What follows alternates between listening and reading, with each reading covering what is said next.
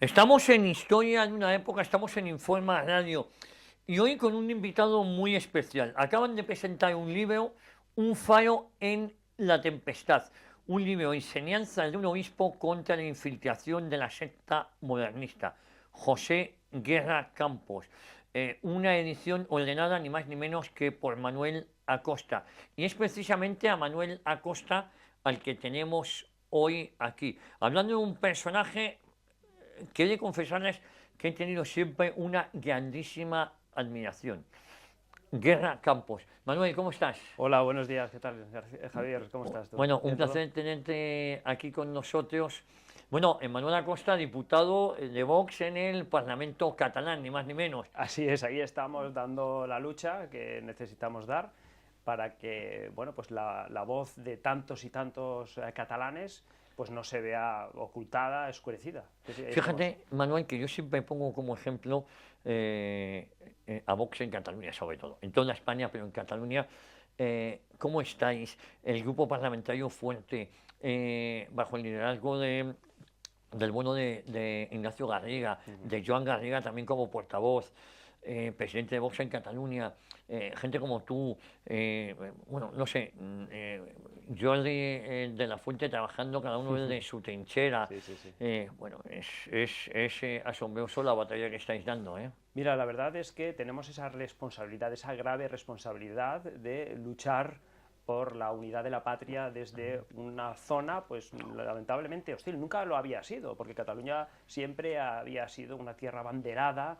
del patriotismo español, siempre ha sido pues, protagonista en todos los acontecimientos de nuestra historia de España. Pero bueno, encontramos esta tesitura y bueno, te puedo decir que el grupo parlamentario de Vox en Cataluña es un grupo sólido, es cierto.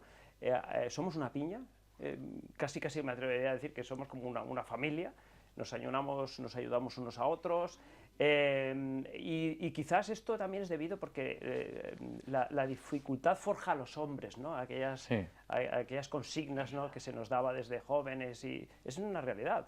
Cuando más te aprietan, más posibilidad tienes de claudicar, pero por otro lado no te dejas es indiferente verdad. ante esa triste realidad y tienes que dar un paso adelante. Eh, Te voy a leer.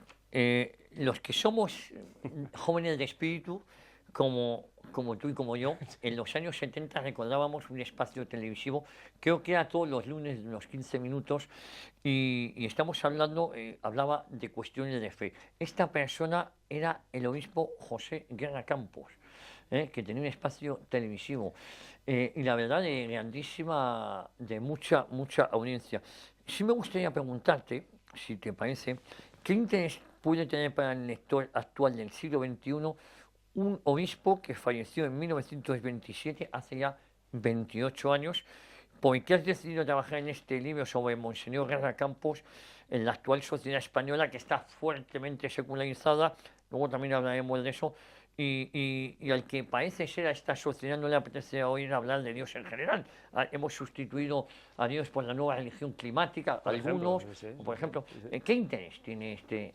Pues mira, en primer lugar te tengo que decir que la figura del obispo José Guerra Campos es una figura colosal, es excepcional, es extraordinaria, pero no solamente en el mundo eclesiástico, Sí, sino en toda la historia de España más reciente. Es un personaje crucial para entender buena parte de los avatares y los problemas y de las vicisitudes que hemos estado viviendo pues desde la Segunda República. Fíjate lo que te estoy diciendo, desde la Segunda República prácticamente hasta el final de este siglo XX.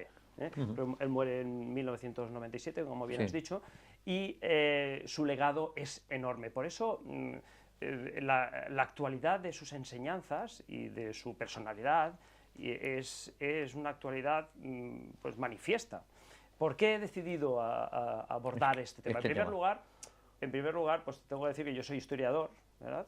Y entonces ese amor al conocimiento de la realidad, de la verdad en las distintas épocas, pues, pues me anima a conocer pues, episodios más o menos lejanos de nuestra historia y concretamente de nuestra historia de España.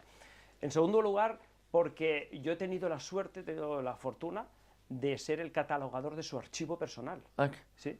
Sí, porque él, por una serie de circunstancias, él fue obispo de Cuenca, al final de su vida, durante 23 años, y cuando es relegado ya del cargo por la edad, entonces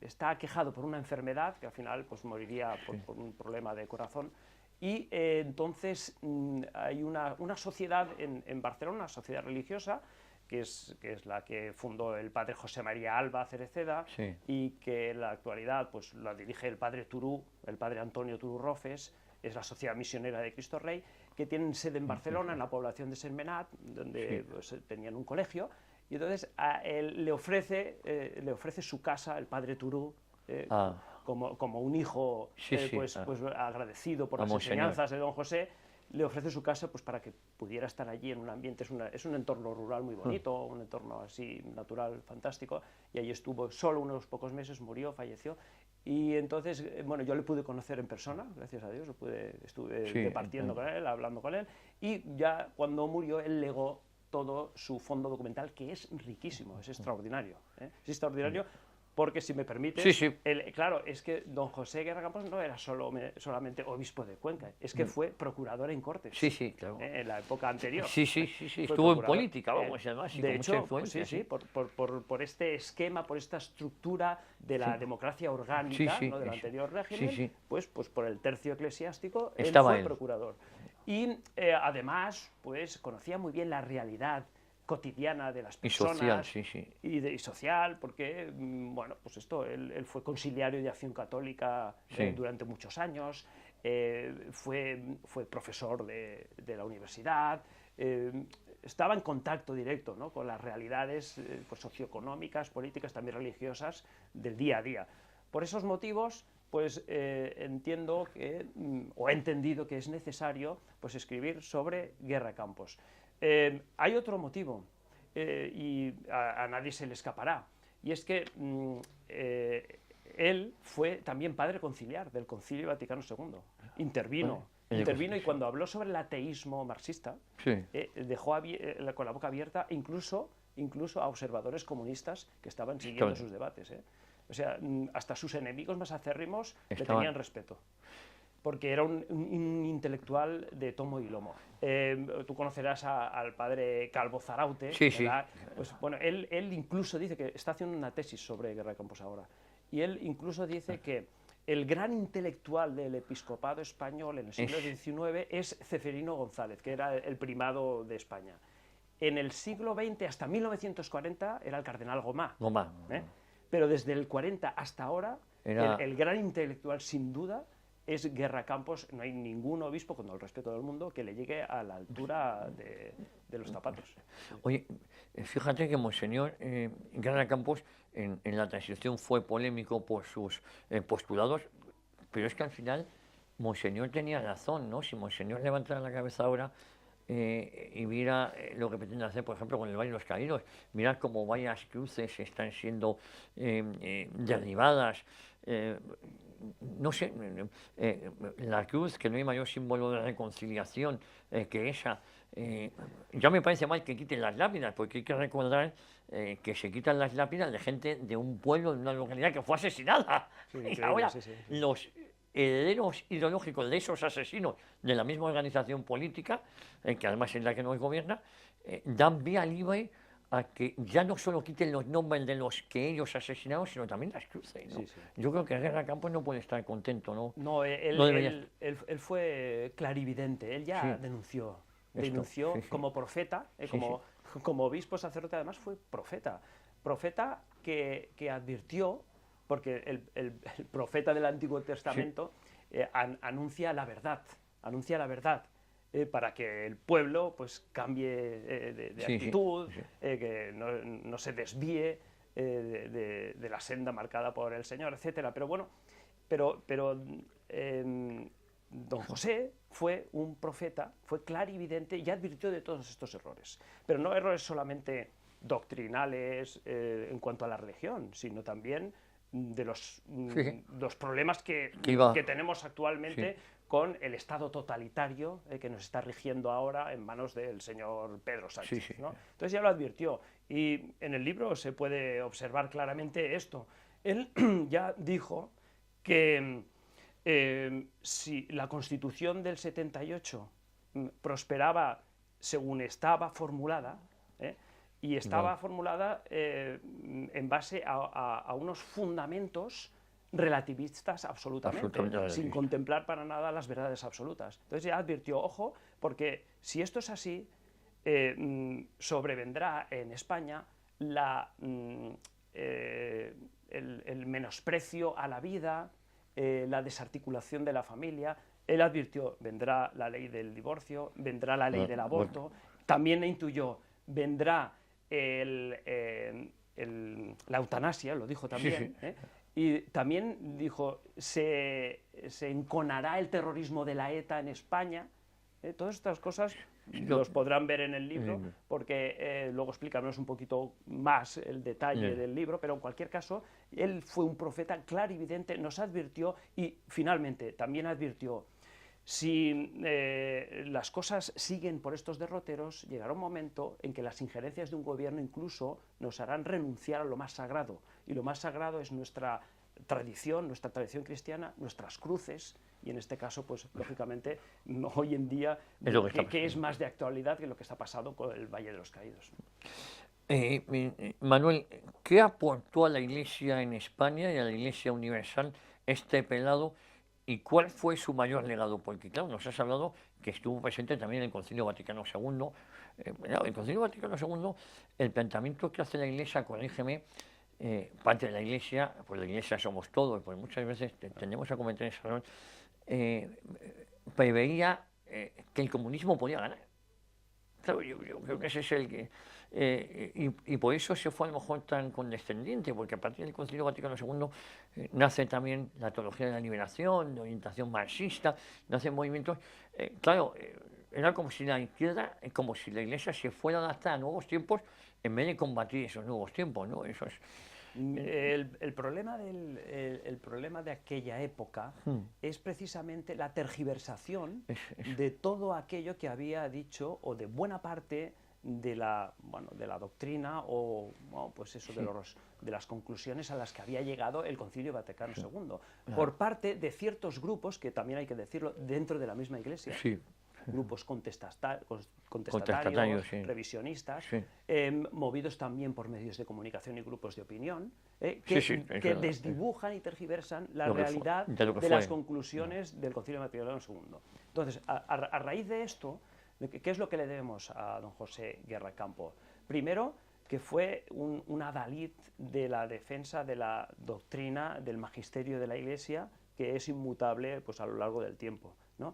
Entonces, como te he dicho antes, él dejó boquiabiertos tanto a los obispos cardenales, a los observadores internacionales que estaban siguiendo las sesiones del concilio, cuando explicó la maldad del ateísmo marxista. Pero la explicó además, pues, con conocimiento de causa perfecta, un gran teólogo y un gran filósofo. Bien, entonces, ¿qué le debemos? Pues eso, que haya orientado perfectamente al pueblo fiel, que se encontraba como un poco desdibujado ante estas críticas que también partían de dentro del seno de la propia Iglesia, de algunos grupúsculos. Y por otro lado, claro, don José es un personaje, don José Guerra Campos, que tiene muy claro que el papel de la Iglesia en el mundo no es ser una mera animadora social que, bueno, pues se centre fundamentalmente, exclusivamente, en mejorar las condiciones temporales de las personas. Él dice, ojo, que eso no es la misión de la Iglesia en el mundo. La misión de la Iglesia en el mundo es conseguir que los hombres, que las personas se comuniquen con el Creador a través de Cristo, ¿no? Que en cualquier caso, pues eso es la misión de la Iglesia. Que es verdad que, lógicamente, si la Iglesia nos enseña a amar a Dios sobre todas las cosas y al prójimo como a ti mismo, lógicamente las condiciones temporales de las personas por ese mandato van a mejorar. Pero no es la misión de la Iglesia. Claro, porque hablamos de las hermanas de Teresa de Calcuta, de tantas y tantas obras de la Iglesia que se ocupan de los más necesitados a cambio de nada, y que se verdad. sacrifican absolutamente, ¿no? por sacarles de las situaciones de miseria, pero esa no es la misión es comunicar al Eso es. hombre con Dios y así conseguir su salvación. Oye, así pues, en medio del revisionismo que vivió la Iglesia hasta en los años postconciliares, ¿no? El Concilio Vaticano II, podemos decir que el obispo José Guerra Campos fue un signo de contradicción en esa época, de su época, la época que le tocó vivir. Sí, fue un signo de contradicción y eso se ve perfectamente en episodios concretos. Él, cuando vio que el subtítulo del libro habla de la infiltración de la secta modernista, ¿no? Sí. En cualquier caso, el modernismo es la desnaturalización de la doctrina católica. Es juzgarlo todo, toda la fe a través simplemente y puramente de la razón de una explicación, natural de las cosas. Por ejemplo, bueno, pues en el Evangelio cuando Jesús multiplica los panes y los peces, no, esto es una alegoría de la necesidad que hay pues, de atender a todo el mundo y compartir la amistad con todo el mundo. No, o sea, es una desvirtuación absoluta de lo que es la fe, no el modernismo. Entonces, él en cualquier caso sufre persecución y por eso también es un signo de contradicción en su época. Sufre persecución también en el seno del episcopado español.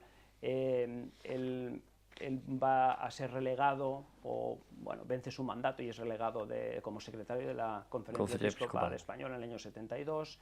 Él es crítico a este espíritu revisionista que desvirtúa la fe en muchas de las acciones, en muchas de las resoluciones de la Conferencia Episcopal Española.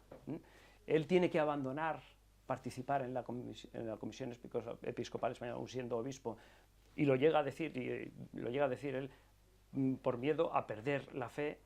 Fíjate lo que tiene que decir un obispo. Y, en cualquier caso, para no ser responsable de conclusiones y de instrucciones que alejan a los fieles de la fe.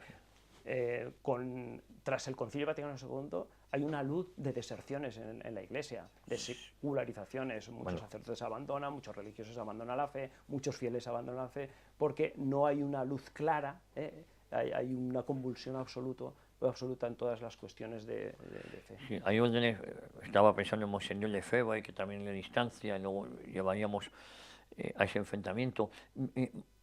Monseñor Guerra Campos, claro, hablamos de una época complicada, hablamos también de Monseñor Tarancón, que ahí hubo ciertos enfrentamientos también muy potentes, ¿no? Sí, aquello fue... Sí, lo que pasa es que la figura de Guerra Campos era una persona que sabía dominar perfectamente sus impulsos, era una persona virtuosa y no entró al trapo del famoso episodio con Tarancón, que Tarancón le dijo: parece mentira que sea tan inteligente y que diga las cosas que dice. Y les autorizó en público, pero no entró al trapo. De hecho, se hicieron eco algunas revistas, interviews se hizo para hacer sangre dentro de la iglesia. Entonces se lo puso en bandeja, ¿no? Entonces, bueno, sí es cierto que él no entró al trapo, era una persona que, al contrario como lo presentan algunos, una sosegada, una persona muy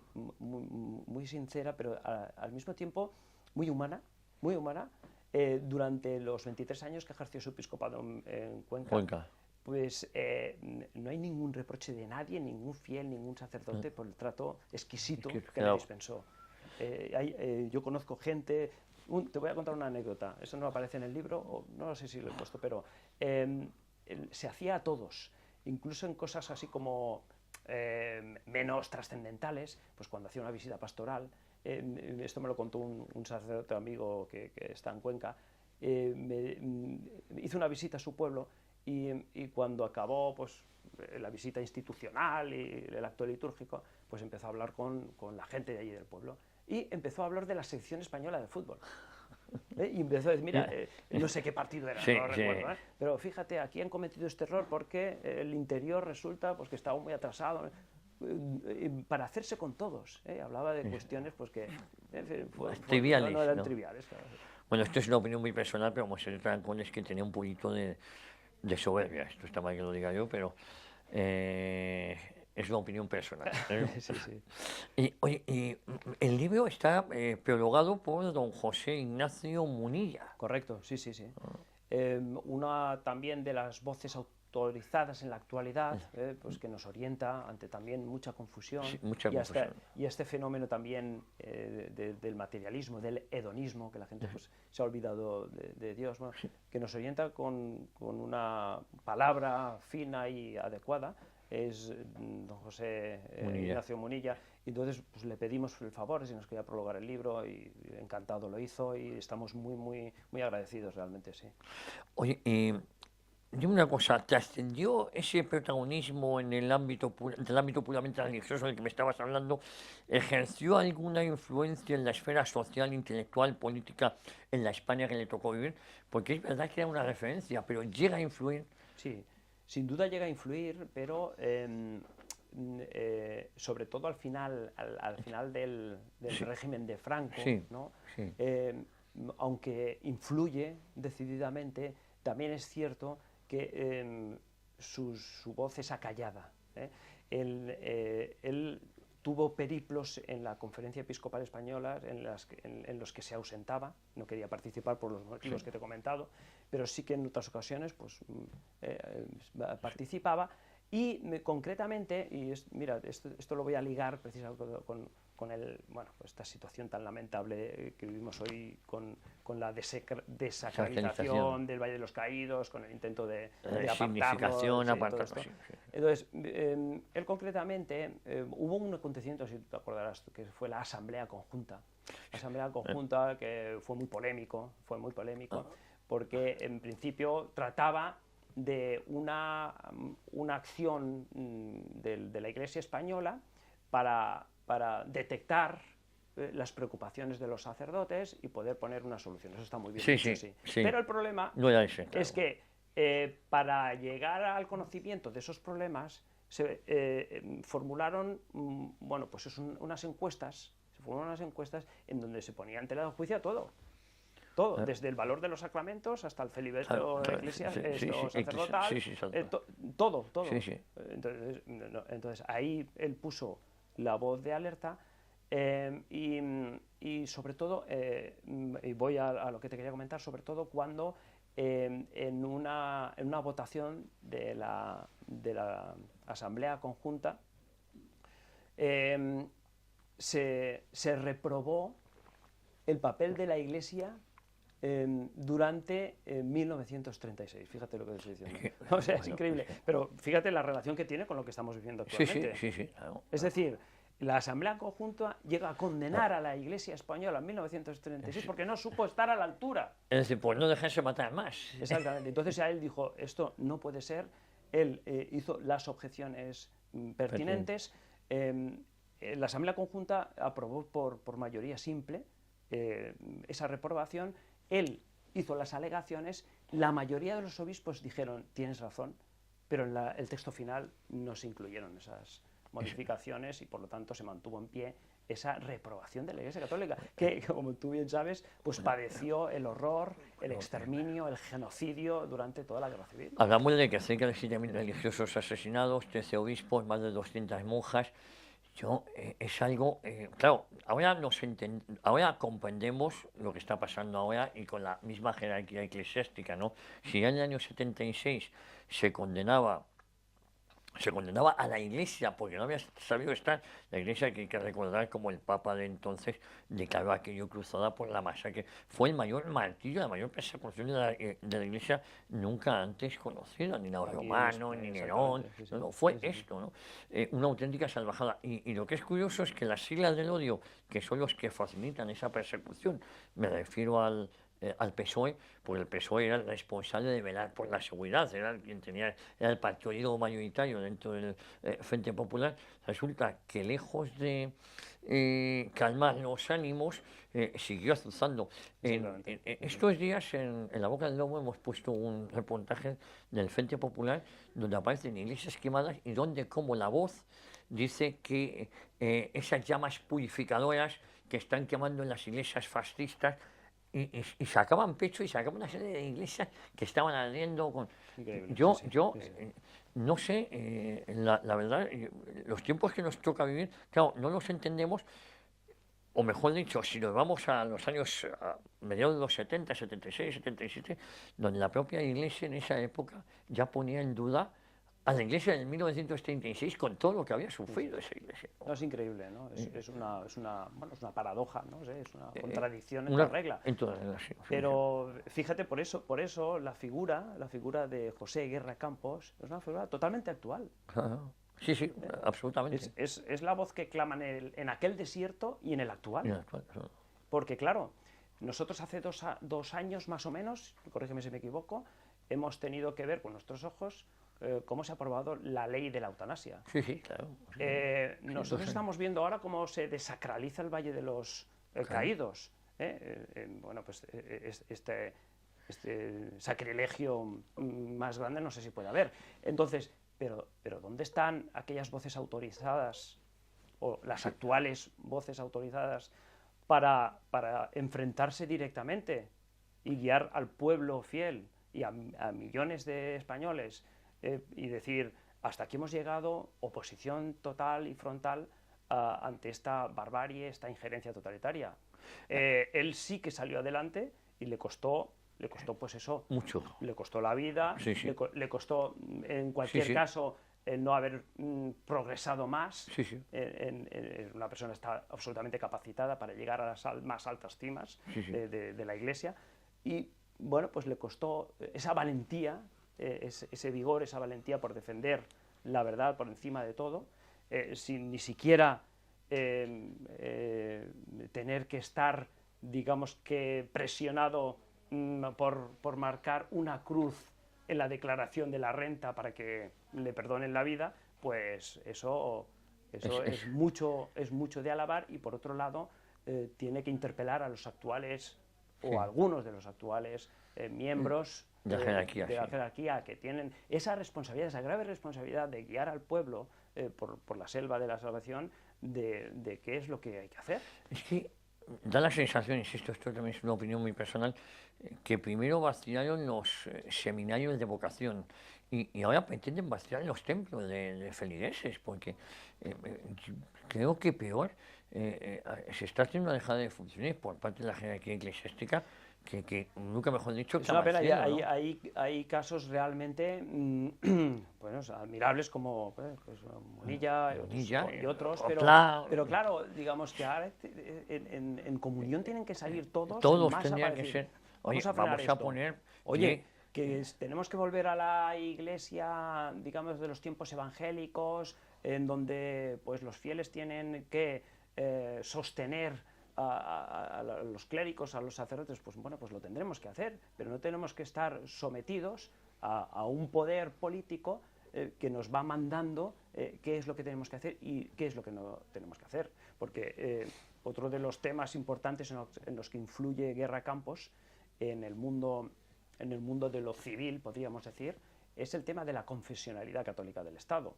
Él escribió mucho sobre eso y muchos de los actuales teólogos y de la época aquella conciliar decían que ya es una cosa superada, lo de la confesionalidad católica del Estado es una cosa superada, pero en ningún documento del Concilio Vaticano II se prohíbe expresamente que el Estado sea confesional. Hoy en día no tendría sentido que España fuera un Estado confesional, porque ha dejado realmente de ser... bueno, es que ya no lo es, claro, es que es el problema.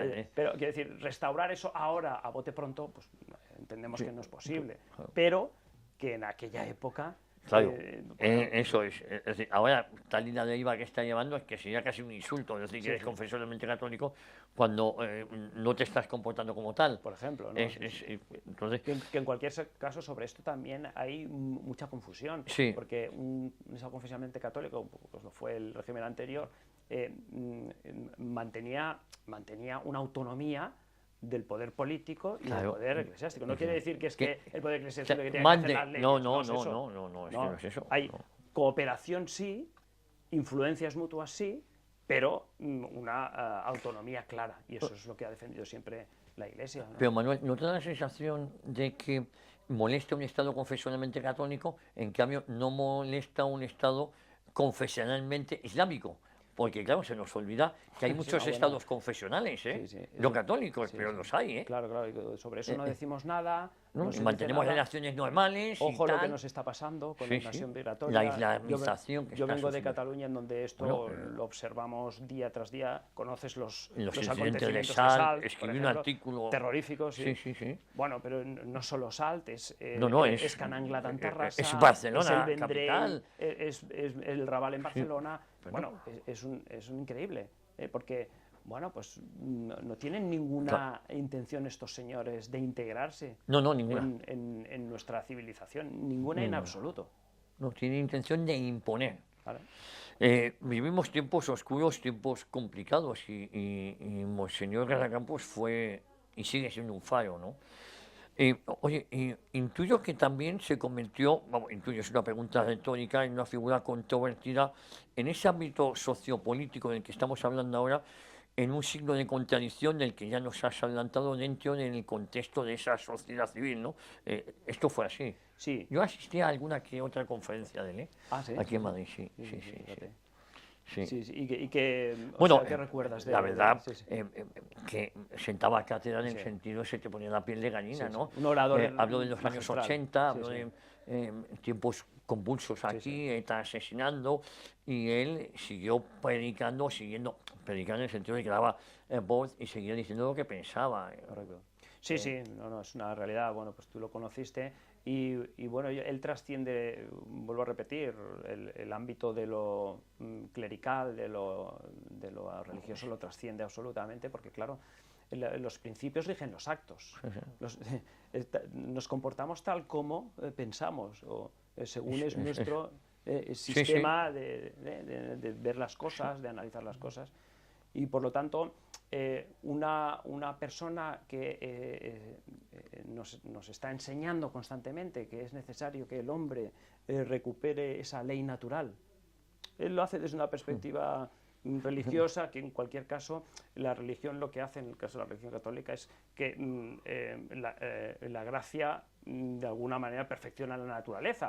Pero bueno, por ley natural, una persona pues es consciente de que hay que respetar la vida desde el principio de la concepción hasta la muerte natural, que la familia es la célula básica de la sociedad, es la sociedad natural más importante de todas, que bueno, pues que hay que procurar la caridad con todos nuestros compatriotas, que no vale cualquier cosa por mucho que diga la mayoría, sino que todo tiene que estar ceñido al sometimiento de unas verdades absolutas. Bien, una persona que nos enseña todas estas cosas, en definitiva, mejora la sociedad también. Mejora la sociedad. Y otra cosa es que bueno, pues la sociedad, en un momento determinado, ya estamos hablando de la transición, quiera rechazar ese magisterio que tiene esa trascendencia en lo civil y en lo político. Ahora entendemos un poco más el porqué del título del libro, Un faro en la tempestad. Y a mí me gustaría, si sigue siendo la figura y obra de Monseñor Garracampos para los españoles de a pie, en este momento actual, en pleno siglo XXI, sigue siendo un faro en la tempestad. Sí. Insisto, aquí tiene la portada del libro, con prólogo de don José Ignacio Munilla. Y me gusta mucho el subtítulo, Enseñanza de un obispo contra la infiltración de la secta de la modernidad. ¿Sigue siendo un faro o debería seguir siendo un faro, Monseñor Garracampos? Sigue siendo, porque ya te he comentado que los temas que él proféticamente denunció, los problemas que advirtió que pasarían en España si no se corregían ciertas tendencias, pues serían una realidad y ya nos los estamos encontrando. Bueno, y desde hace muchos años, vuelvo a repetir, desde la desarticulación de la familia o el menosprecio por la familia, desde el divorcio, del aborto, la manera de entender una sociedad de forma relativista, sin ninguna verdad absoluta, pues incluso no sé, estar en contra de nuestra historia, la desvertebración de la patria, que él también lo advirtió. Todo esto está pasando hoy. y lo vemos en casos muy concretos, y el más sangrante pues es la desarticulación, la desacralización del Valle de los Caídos, ya lo hemos dicho en varias ocasiones en esta entrevista, pero él en cualquier caso es una figura de actualidad absoluta, su enseñanza es de total actualidad, porque se sigue poniendo en cuestión, se sigue cuestionando dentro también de la Iglesia, pues el valor de los sacramentos, el celibato eclesiástico se sigue poniendo en valor, la autoridad del conciliarismo, la autoridad del Papa, el dogma, el magisterio de la Iglesia se sigue poniendo en cuestión. Y por lo tanto es una figura de total actualidad. Y por otro lado, en el ámbito sociopolítico económico, pues fíjate cómo nos encontramos con estas leyes de memoria democrática, en donde se intenta imponer un pensamiento único. Un pensamiento que abomina de nuestra historia, de nuestro pasado, y por lo tanto es un pensamiento que es irrespetuoso como mínimo ante nuestros antepasados, nuestros padres, nuestros abuelos, y por lo tanto ese fenómeno también es de cancelación, ese fenómeno de cancelación es también una realidad actual que él tuvo que vivir en su etapa de cancelación, pues en la Conferencia Episcopal Española, en estar postergado pues una diócesis rural como Cuenca, él estaba encantado de estar allí, pero en cualquier caso una figura tan excelsa, ¿no? Pues que quedara así. Por lo tanto sigue siendo un faro en la tempestad, muy actual, absolutamente actual. Por eso el título, ¿no? Un faro en la tempestad. Es una lástima, hay que dar todavía más a conocer la figura de Guerra Campos, sobre todo porque yo creo que se lo merece, ¿no? Y la labor, y sobre todo luchando, claro, es que la transición en España también se hace en unos pilares donde no se ponía en duda nada, ¿no? Y en cambio Guerra Campos decía, oye, que hay cosas que nos van a conducir al desastre. Tenía mucha razón. Es decir, no se hablaba ya de una defensa de un régimen pasado, no, se hablaba de que el que se estaba construyendo se estaba haciendo mal. El modelo autonómico, las leyes perversas que ahora se han normalizado, el aborto es utilizado ya como un método anticonceptivo, un derecho cuando es un drama. Es decir, cosas que hemos construido una sociedad que personajes como Guerra Campos estaban advirtiendo en qué iba a derivar esa sociedad, ¿no? Absolutamente, absolutamente, sí, por eso es clarividente, es profético todo su mensaje. Vamos a ver, dejemos por un momento el contenido y vayamos a la forma. ¿Cuál ha sido el criterio que has empleado como catalogador del archivo personal, nos has contado, en los últimos meses de su vida de Guerra Campos, para ordenar su fondo documental? Y concretamente, ¿cuál ha sido el criterio que has empleado para ordenar la biografía y los escritos que nos presentas ahora en este libro, en el libro Un faro en la tempestad? ¿Cuáles han sido? Así resumidamente, porque si no sería muy aburrido, muy pesado, pero el fondo documental es ingente, es enorme. Y se lo llevó todo a... Sí, se trasladó todo, está en Barcelona, está en Sentmenat, ahora mismo pertenece a la Sociedad Misionera de Cristo Rey, pero concretamente a la Fundación Obispo José Guerra Campos. Es una fundación que además está trabajando muy bien para conseguir también articular una causa de beatificación. Y ahí está el padre Cabezas, que está haciendo una labor extraordinaria. Y bien, ahí tenemos un fondo, vuelvo a repetir, riquísimo. Hay manuscritos de su época de seminario, de puño y letra. Nos encontramos también pues un fondo fotográfico muy bonito. Aparecen fotos desde que él era pequeño hasta que estuvo en la guerra, esto no lo he dicho, él participó en la guerra, en el frente de Eslida, en Castellón. Él estuvo en el 108 Batallón y en la División 108. Y bueno, pues bien, salen ahí, pues en ese fondo fotográfico salen fotos pues, de toda su vida, es muy rico eso. Por otro lado, pues ya hay escritos que él ha utilizado para confeccionar sus obras. Él ha escrito cientos de opúsculos, libros, artículos de todo tipo, teológicos, filosóficos, arqueológicos. Él era un gran arqueólogo. Él fue uno de los encargados de las excavaciones de la en Santiago de Compostela, en la Catedral de Santiago de Compostela, que corroboraron que los restos del apóstol Santiago eran restos de una persona que era del siglo I y que vivió en Palestina. O sea que era un arqueólogo de fama reconocida. Yo tuve un profesor en la Universidad de Barcelona, Manuel Riu, que hablaba con admiración de él, incluso. Y no es que fuera, digamos, partidario a lo mejor pues de todas nuestras ideas, pero era un hombre científico y entendía que era una persona de gran prestigio también en el mundo de la arqueología.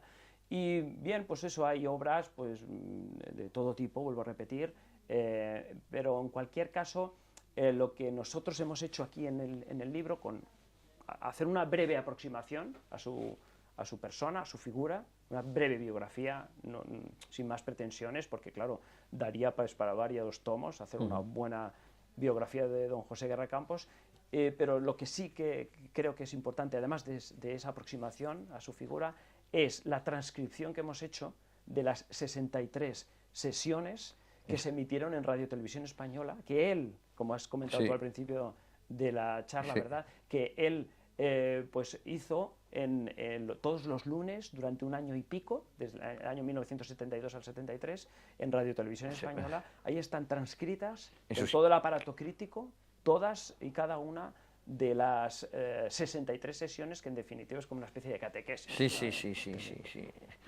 Oye, fíjate, y luego procurador en Cortes también, así que él formaba parte también del Congreso de los Diputados. Correcto, lo que sería hoy el Congreso de los Diputados. Ahí él estaba pues también pues representando bueno, pues al tercio eclesiástico, ¿no? Pues, ¿Nos hablas en el libro de esa Lo comento, pero no... Es cierto que hay actas de Cortes también en el archivo, igual que hay actas de la conferencia episcopal, de las sesiones de la conferencia episcopal española. No me explayo en esto, pero vamos, sinceramente, pero sí, se podría hacer también un monográfico sobre eso.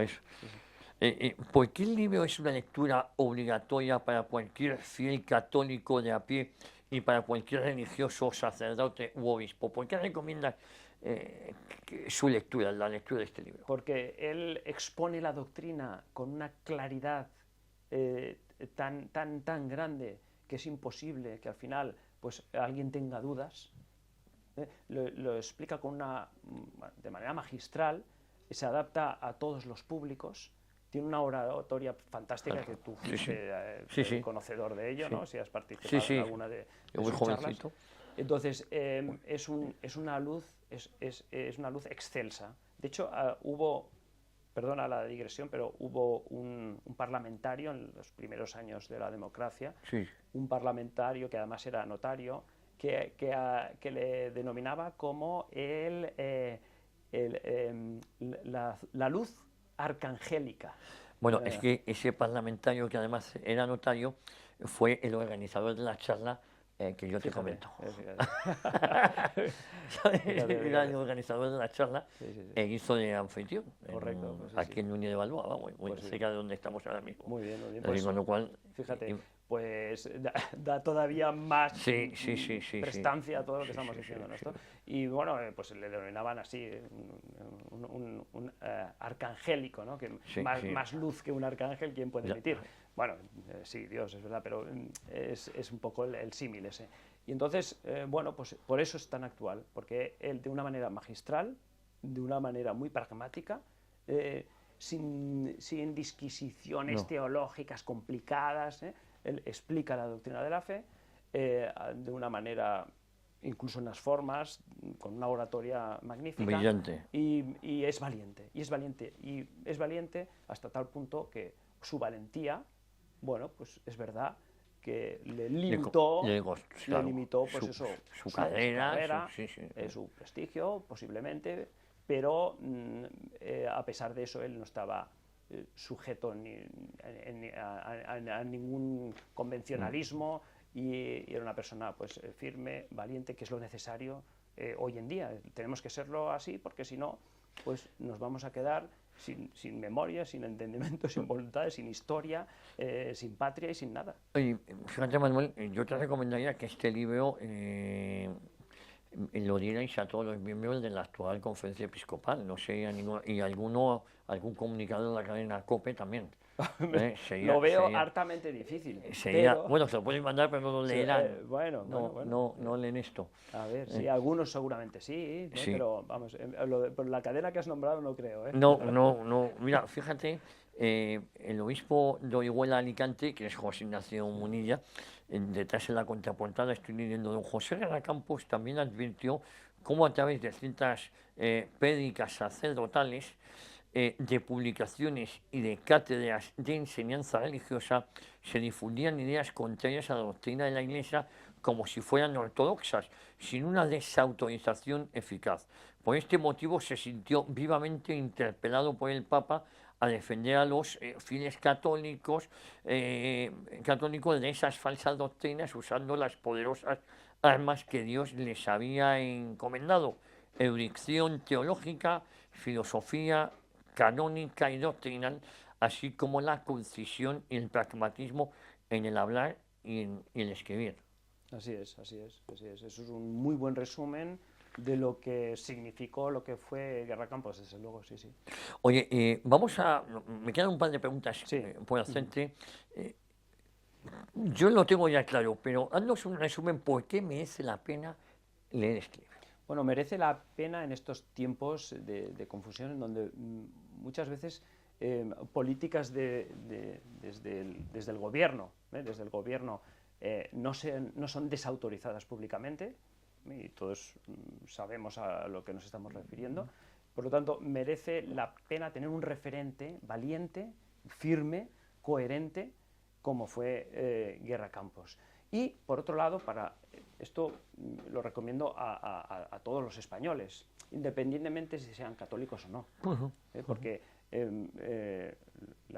lo que es la coherencia, la verdad, la velocidad son elementos, son características, son admiradas pues, por todo el mundo. Sí. Entonces, en primer lugar, por una persona coherente, que murió con las botas puestas, pues, es necesario pues, que sea conocido por todo el mundo, independientemente de si sea católico o no. En segundo lugar, para el católico, porque, claro, en esta edición concretamente tienen 63 puntos del credo de la fe católica, en donde pues, bueno, uno puede encontrar argumentos muy asequibles para defender su adscripción católica, porque realmente nadie ama lo que no conoce, y por lo tanto siempre tenemos que estar formándonos, siempre estamos estudiando un poquito, conociendo con detalle las cosas que admiramos para que realmente después las podamos amar de verdad. Entonces, por estos dos motivos,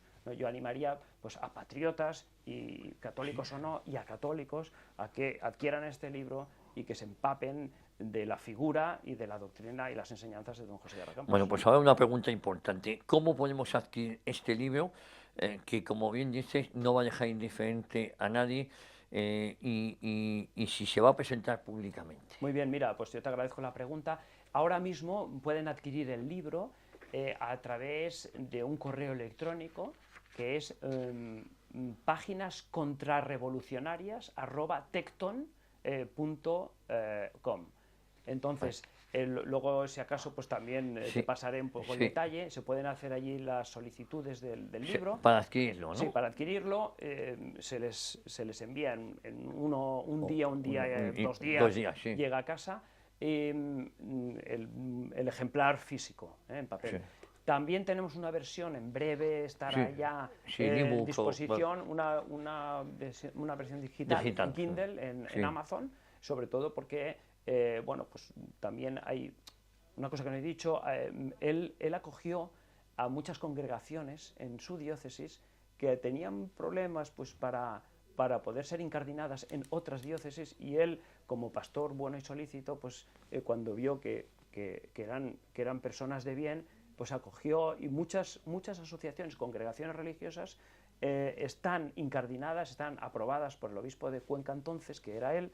Y muchas de estas además tienen como una dimensión misional, con lo cual esta versión digital va muy bien para que aquellos que viven en Hispanoamérica pues lo puedan adquirir fácilmente. ¿En Amazon también se puede También. adquirir el libro? En papel En papel todavía todavía no, vale. pero en breve, no sé si Vale. hoy o a lo largo Sí, de la semana, estará en versión digital. Pues ya saben, un faro en la tempestad, enseñanza de un obispo contra la infiltración de la secta modernista. José Guerra Campos, edición ordenada por Manuel Acosta Elías, con prólogo de don José Ignacio Munilla Aguirre.